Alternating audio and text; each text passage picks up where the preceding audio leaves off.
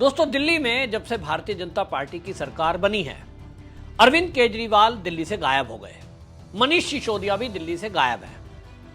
अब सौरभ भारद्वाज भी आपको कहीं नहीं दिखाई दे रहे हैं। लेकिन नेता प्रतिपक्ष बनने के बाद आतिशी मार लेना, जिस तरह से भारतीय जनता पार्टी की रेखा सरकार पर सवाल उठा रही है, अब तो दिल्ली की जनता भी उस पर हंस रही है, क्योंकि वो 2500 रुपए महिलाओं को कब मिलेंगे, इस बात को लेकर के दिन में 3 बार प्रेस कॉन्फ्रेंस करना, सारे मीडिया चैनलों पर बाइट देना, एक्स पर पोस्ट लिखना और उनकी पूरी टीम जो उन्होंने टूल किट बना रखी है उस सबको स्क्रिप्ट एक दिन पहले लिख के दी जाती है और डेली एक ही मुद्दा कि महिलाओं के खाते में 2500 रुपए मोदी जी कब डालेंगे।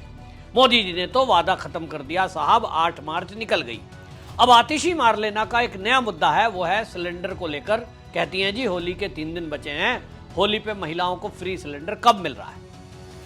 असल में मैं इस वीडियो में आपको बताऊंगा कि आतिशी मार लेना जो इस तरह के सवाल उठा रही है, उसके पीछे इसकी मंशा क्या है। आप कहेंगे नेता प्रतिपक्ष है और उसकी जिम्मेदारी है कि वो सरकार पर सवाल उठाए। जी हाँ, ठीक बात आपने कही कि ये उसकी जिम्मेदारी है, लेकिन मैं आपको बताऊंगा कि वो अपनी नेता प्रतिपक्ष की जिम्मेदारी पूरी नहीं कर रही है। वो अपने को डिफेंड करने के लिए, अपने गुनाहों को छुपाने के लिए इस तरह की हरकतें कर रही हैं, ताकि कल को जब ईडी सीबीआई उनकी गिरफ्तारी करे, जो होना लगभग तय है, जिस तरह से सरकारों में घोटाले आम आदमी पार्टी की सरकार में हुए हैं, चाहे वो मुख्यमंत्री केजरीवाल थे तब आतिशी मार लेना, मनीष सिसोदिया के जेल जाने के बाद शिक्षा मंत्री बनी थी, उस समय के घोटाले हैं।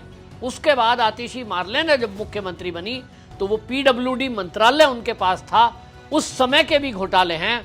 और निश्चित जान लीजिए कि जो 14 सीएजी रिपोर्ट अभी आना, जिसमें से 12 रिपोर्ट का बाकी है, उनमें आतिशी मार लेना के घोटालों का खुलासा होगा। और दिल्ली की मुख्यमंत्री रेखा गुप्ता ने भी जो आदेश दिए हैं कि जो भी 20 करोड़ से ऊपर के निर्माण हैं, वो चाहे केजरीवाल के सीएम रहते हुए हों, चाहे वो आतिशी मार लेना के सीएम रहते हुए हों, उन सब की जांच अलग से कराई जाएगी।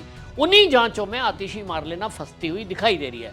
तो मुद्दा केवल यह है कि आतिशी मार लेना, उसको ये पता लग चुका है कि अरविंद केजरीवाल गायब हो गए, मनीष सिसोदिया गायब हो गए, सौरभ भारद्वाज मौन हो गए, क्योंकि इन सबको पता है कि जब एक एक करके सीएजी की रिपोर्ट आएंगी तो इनको कोई जेल जाने से बचा नहीं सकता। अब आतिशी मार लेना नेता प्रतिपक्ष है, लेकिन वो दिखाने की कोशिश कर रही है कि मैं दिल्ली के जनता के मुद्दे उठा रही हूं। हो क्या रहा है कि वो वाकई में जो मुद्दे दिल्ली के हैं उन पर बात नहीं कर रही। 2500 रुपए महिलाओं के खाते में कब आएंगे, हर कोई जानता है, जो थोड़ा पढ़ा लिखा भी है वो भी जानता है कि रेखा गुप्ता मुख्यमंत्री बनी है, लेकिन अभी तक क्योंकि बजट सेशन दिल्ली सरकार का नहीं हुआ है, तो जब तक बजट एलोकेट नहीं होगा, जब तक उस पर विस्तृत विचारधारा नहीं बनेगी, यानी किसको देना, क्राइटेरिया तय करना और किस तरह से महिलाओं का रजिस्ट्रेशन होगा, कोई हवा में तो है नहीं कि भाई एक लाइन लगा के सबको एक तरफ से बांट देना है। एक नियम कायदा बनाना पड़ता है और उसके लिए रेखा गुप्ता बाकायदा 8 मार्च को घोषणा कर चुकी, कैबिनेट की मीटिंग में वो पास हो चुका।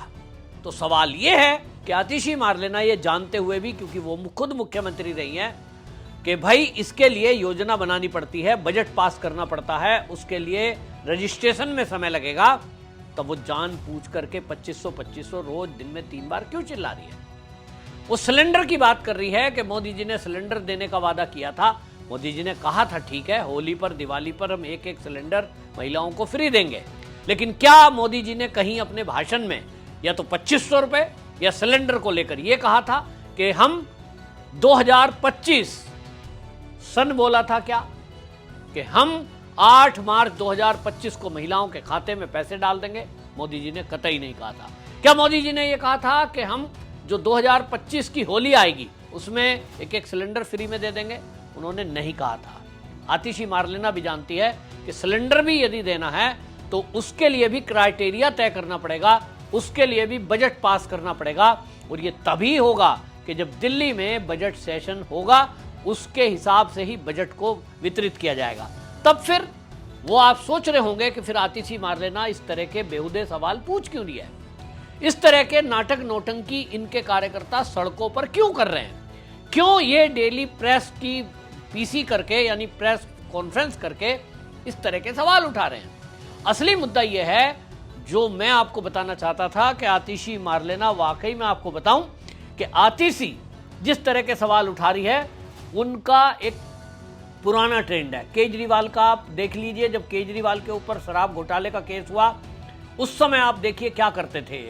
जब भी कभी इनको ईडी बुलाती थी या सीबीआई बुलाती थी, ये जुलूस के रूप में निकलकर ऐसे जाते थे जैसे ये कोई फतेह जीतने के लिए गए थे और ये बॉर्डर की लड़ाई जीत के आए हैं। जुलूस निकाला जा रहा है, फिर नारे लग रहे हैं आम आदमी पार्टी के कार्यकर्ताओं के, अरविंद केजरीवाल तुम आगे बढ़ो, हम तुम्हारे साथ हैं, और रंग दे बसंती चोला, तिरंगे लहराना, ऐसा दिखाते थे जैसे ये देश की कोई जंग जीत के आए हैं। जबकि आज सीएजी की रिपोर्ट से भी पता लग रहा है कि ये भ्रष्टाचार करके गए थे।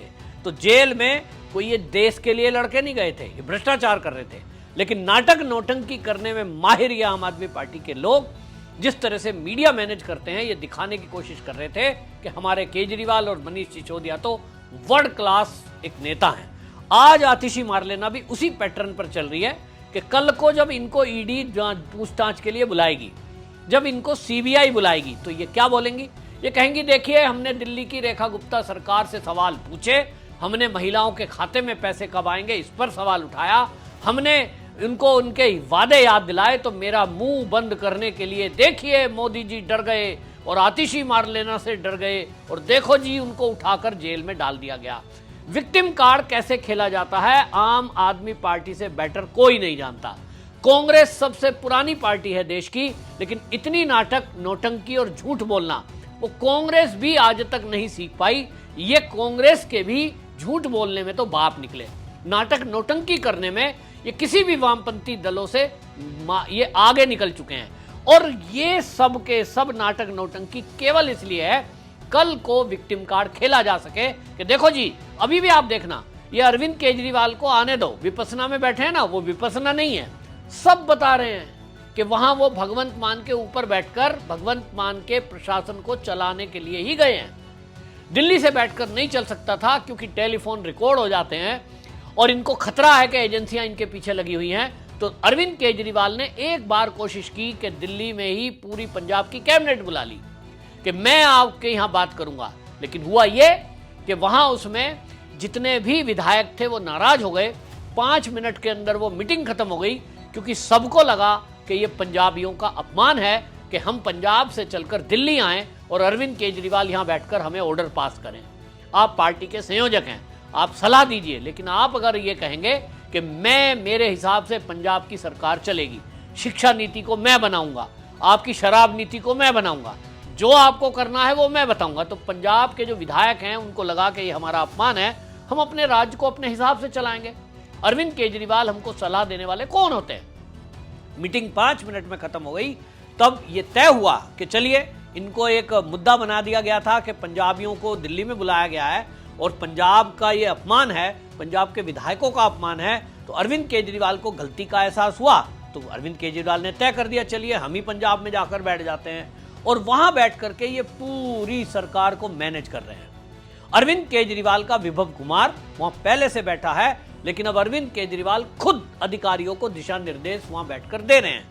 वो जो विपස්සना केंद्र है वो नाम का विपස්සना केंद्र करने के लिए नहीं है, वो अधिकारियों की मीटिंग प्लेस बनाया है और ये पुख्ता रिपोर्ट वहां से आ रही है। ठीक अब जब वो आएंगे तो देखना उसके बाद क्या बोलेंगे। जब भी कभी उनको ईडी पकड़ेगी, जब भी कभी सीबीआई पकड़ेगी, वो कहेंगे सीएजी रिपोर्ट तो मोदी के कहने पे बनी है, ये जो ईडी सीबीआई है ये तो मोदी के कार्यकर्ता हैं। इस तरह का एलिगेशन कांग्रेस पहले से लगाती आई है और इनका भी यही हाल है।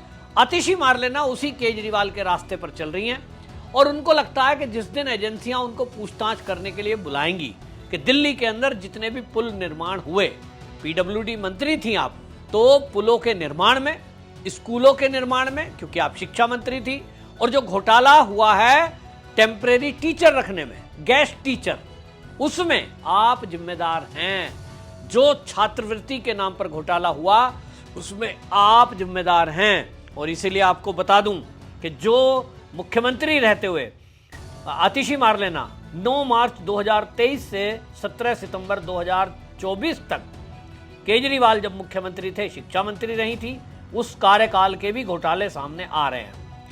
21 सितंबर 2024 से लेकर 9 फरवरी 2025 तक आतिशी मारलेना दिल्ली की मुख्यमंत्री थी और इनके पास पीडब्ल्यूडी, शिक्षा, उच्च शिक्षा, वित्त मंत्रालय, योजना मंत्रालय, सतर्कता और जल विभाग भी इन्हीं के पास था। और इसीलिए वो जो आगे की रिपोर्ट आनी है सीएजी, उनमें आतिशी मारलेना का नाम सूत्रों के हवाले से पता लग रहा है कि है, और है तो रेखा गुप्ता ने भी क्लियर कर दिया है। और इसीलिए इनको लगता है कि दिल्ली की जनता को मूर्ख बनाओ, देश की जनता को झूठ बोलो, क्योंकि अब आने वाले कुछ राज्यों में जो चुनाव है वहां मुंह दिखाने के लिए कुछ रहे, तो आप इस तरह के सवाल उठाओ ताकि कल को ये कह सको कि हमने मोदी को टारगेट किया था, मोदी जी से सवाल पूछे थे और इसलिए मोदी जी ने डर की वजह से ईडी सीबीआई के जरिए हमें जेल में डाल दिया है। पुराना है फंडा तो, लेकिन विक्टिम कार्ड सारा विपक्ष इसी तरह से खेलता है। सवाल यह है कि यदि ईडी सीबीआई मोदी के कहने पर गलत केस दर्ज कर भी ले तो क्या हमारे देश का सुप्रीम कोर्ट वो भी मोदी के दबाव में है? उत्तर है नहीं।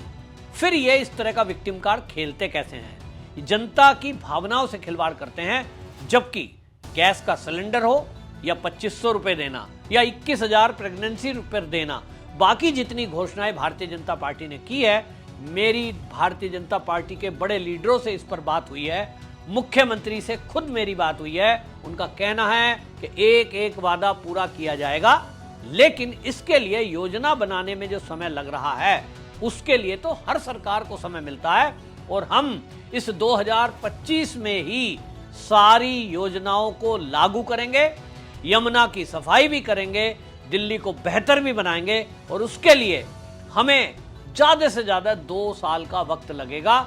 जो लोगों को राहत देने की बात है, चाहे वो 2500 रुपए है, चाहे वो गैस का सिलेंडर है, फिर चाहे प्रेग्नेंट लेडी को 2100 रुपए देना है, ये जो घोषणाएं की हैं, रेखा गुप्ता जी का कहना है कि ये तो हम अगले ही केवल 2 महीने के अंदर अंदर इसकी योजना बनाकर इसको इंप्लीमेंट कर देंगे। योजना तो बनने दीजिए, रजिस्ट्रेशन तो होने दीजिए, शॉर्ट आउट तो होने दीजिए। ऐसा तो रेखा गुप्ता कतई नहीं करेंगी कि आंख बंद करके दिल्ली में जो घुसपैठिए और रोहिंग्या रह रहे हैं, वो भी जो जिन्होंने फर्जी आधार कार्ड, राशन कार्ड सब कुछ बना रखा है।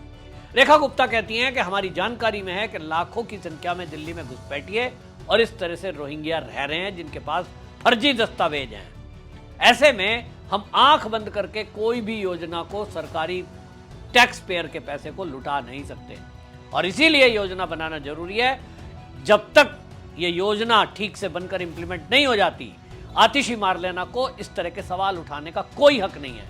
लेकिन आतिशी पुराने फंडे पर चल रही है ताकि विक्टिम कार्ड खेल सके, और इसीलिए दिन में 3 बार प्रेस कॉन्फ्रेंस करना, बार बार एक ही सवाल उठाना।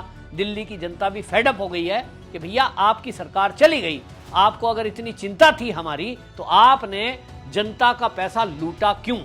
मोहल्ला क्लिनिक बना दिए जबकि अस्पताल बनने थे, क्लासरूम में वॉशरूम बना दिए जबकि क्लासरूम बनने थे, और सब घोटाले आज खुल रहे हैं। तो आप अपना मुंह छुपाने के लिए रेखा गुप्ता पर सवाल उठा रहे हैं, भाजपा सरकार पर सवाल उठा रहे हैं। दिल्ली की जनता इसे अच्छे से समझ रही है, आप भी समझ लें, और इस वीडियो को शेयर करें ताकि इस आम आदमी पार्टी और आतिशी के ये जो षड्यंत्र है इसका खुलासा हो सके। आप वीडियो को शेयर करें, कमेंट में लिखें, आप अपनी राय जरूर दें, और ये बताएं कि हम जिस तरह से मुद्दे आपके सामने रखते हैं आपको ये कैसा लगता है, और कोई सुधार अगर आपका सुझाव है तो उसे भी जरूर लिखें। वंदे मातरम।